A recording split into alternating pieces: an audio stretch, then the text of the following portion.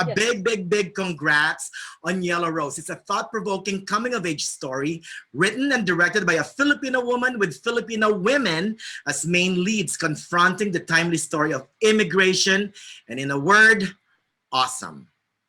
Thank you, Manny. Thank you so much. You're so welcome. So first things first, what was your passion behind writing, producing, and directing Yellow Rose? Like many Filipino Americans growing up in this country, I never saw an image of myself growing up. And I think there's nothing more empowering than seeing yourself on the big screen. And for my entire career, I was pursuing the goal of telling a story that was authentically Filipino, yet also very American. And it took me more than 15 years to make this film, but I stuck to it because in all that time, there still was no Filipino film. Right. Or a lead of somebody that looked like myself.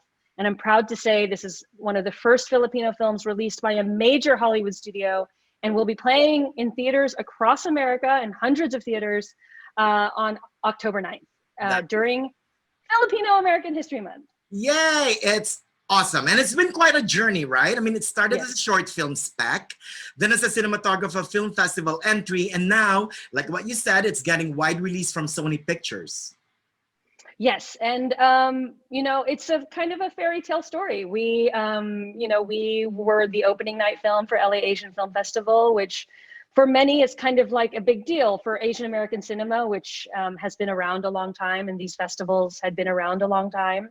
Was only the second Filipino film to open the festival. It had been 20 years since the debut, and I was the first Filipina filmmaker to open the festival. So it was just a lot of milestones as we went along. And my hope is that this is just the first of many that you'll see from different Filipino filmmakers as we move forward.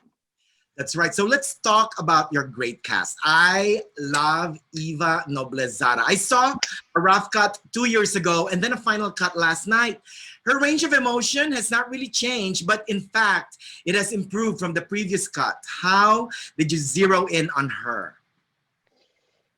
She is, when I was casting for the short, which you mentioned, which was a sort of proof of concept, Eva had just been cast as Kim in Miss Saigon on the West End. And I was like, no, and she's so perfect and we won't ever get her. But I did cast an amazing girl, Thea Magia, who was in our short film.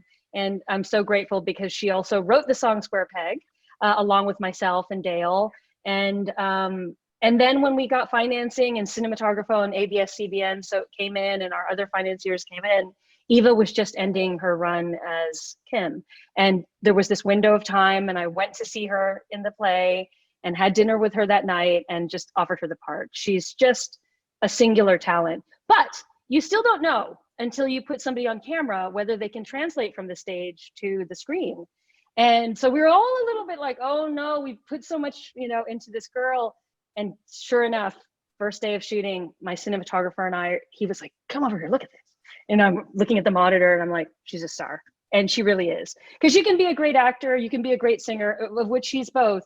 But to be a movie star, that's very rare. And she really is a movie star. I was paying attention to her acting when I was watching it last night. Nuance. Yes. At a drop of a hat, she can cry. Or, she can act like a girly girl. Or yes, that's right. The range is what I was saying. What about the other Miss Saigon, the great Lea Salonga? Oh, that her? Who's that? The great Lea Salonga. Yeah. I wrote this part for her. Let's be honest. And I think, I had already cast Eva by the time I approached Lea, and she's such a legend. She was the Filipino I grew up knowing that she was the only Filipino face I saw in any kind of media. So to have her in this landmark film was really important to me. And it kind of draws the line from when she was the only one to now. And then, of course, to have this incredible star, Eva, it was just kind of like a generation of Filipino legends. That's right. And let's not forget the great Princess Punsalan as well in the film. Oh, she's so good. Yeah, she's a protective mom in here, sort of like what I see as a quintessential Filipina mother who wants their kids to study science and math over arts, right? Yes.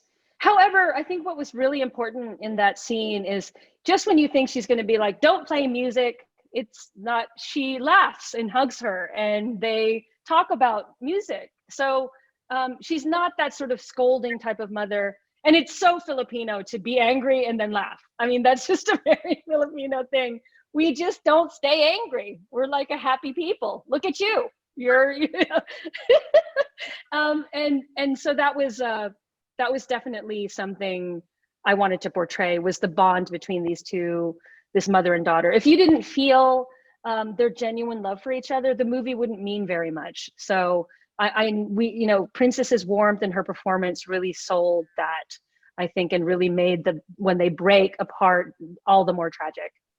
Well, yeah, you know what? You try to do a lot of things here, right? I mean, you showed the mother and daughter bond, the bond between friends and eventually maybe lovers, and you know, and then at the end, it's the career changing thing yet it all works perfectly, and I just want to tell you that. Thank you. It was a little bit of it's a tricky story to tell, for sure. I think any film about music is hard. And then on a limited budget, and then we shot the film in 19 days, which was difficult with a single camera. But we were like a troupe of artists. I really believe that. And everyone knew that we were telling a story that was very important, that would be speaking to what's happening in our world. And that was really important to us.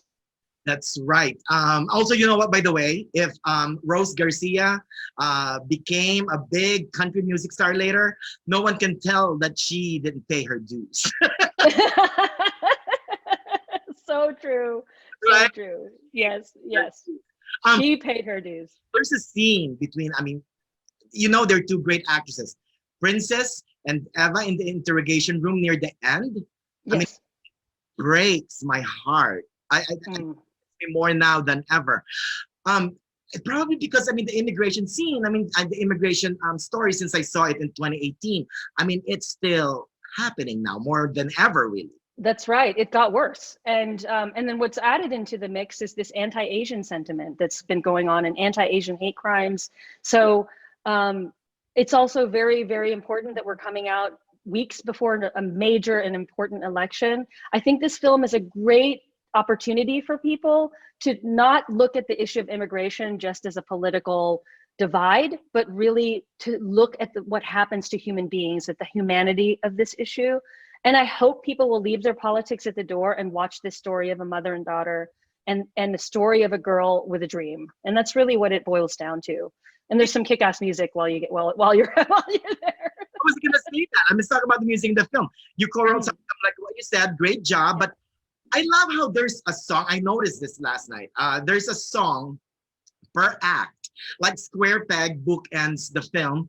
And once you know her character, I Ain't Going Down became her battle cry. I mean, tell us about the soundtrack and your singer in the film, Dale Watson.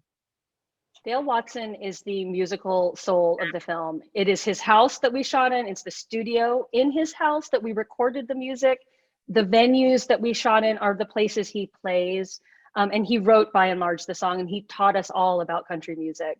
And the beautiful relationship of mentor and student that he has with Eva was really happening. He was teaching her about country music. He was teaching her how to play guitar.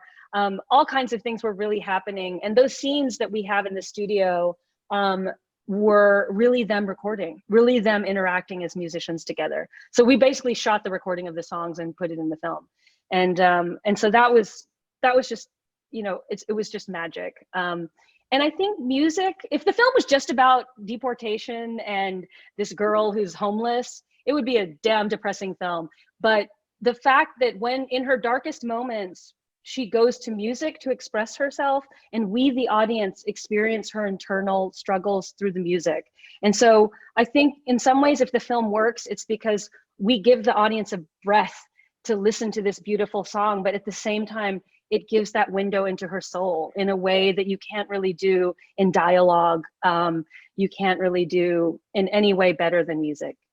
You know, thank you for bringing up the recording scenes. That there are more recording scenes in this final cut, right? Definitely. And I love that because you see the creative process of both of them. That's right. And you can really see what it's like to record your first thing in a studio, and how nerve-wracking, and the sweetness between the two characters, and how you could see why she would look to him as a father figure and why she would kind of really want him to be a father figure. And in the end of the day, that's all he's the only guy she has at that point in the film. So it was very sweet, but yes, to see that creative process, and it was so authentic because we were really recording. I mean, we were really listening back to the tracks. You know, coming from the Hollywood cliche perspective, I thought, I'm like, oh my God, is he falling in love with her? Like there's that almost like one, then I'm like, oh no, it's a father-daughter kind of. It is. It is. And that, yes, I know, you know, at one point there was that thought in my mind that we could go there, and I did a draft that was that actually, and it was just wrong. So, you know, because Dale is playing himself, he's a father of 2 daughters, and we talk about that in the film, and he just has a sort of fatherly quality, and he had it with Eva, and he had it with Thea also in our short. He's just that guy, and you feel it from him, and that I felt that was a much more interesting relationship. Now, this one is a true family affair. I mean, even your daughter Sophie is in a supporting role, right? Yes, she is. She plays Lea Salonga's daughter. Only a director can cast my daughter as the daughter of a legend, and I'm going to do it. But yeah, I mean, the movie is about essentially a mother and a daughter, and the real love story in the film is their love story. And I dedicate the film at the end to my daughter and to my mother and to all mothers out there who have to make the difficult choices for in honor of your children. And that is the basic story of all immigrants in this country. About your future project though, can you share a little bit with the audience? Can you share some? Sure. I'm writing a script right now called Lizards, which is a pop opera about Japanese occupied Manila during World War II. And it follows the journey of a young woman who has a magical world of lizards, but eventually becomes a guerrilla soldier. So I think it's my Hamilton, if I could be so bold, but it's also telling the story of a part of history that is near and dear to all Filipinos, but also one that is forgotten and an important part of American history. So my intention is to make it a pop opera and have pop music coming in and out of the film, but at the same time, tell this very poignant story.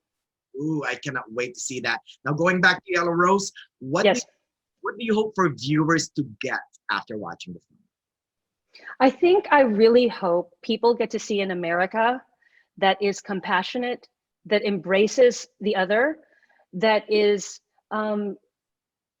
empathetic to the plight of each other. And if we walk out with a new perspective, if we see ourselves on the camera and we feel seen, that's great. If you see us, that's great.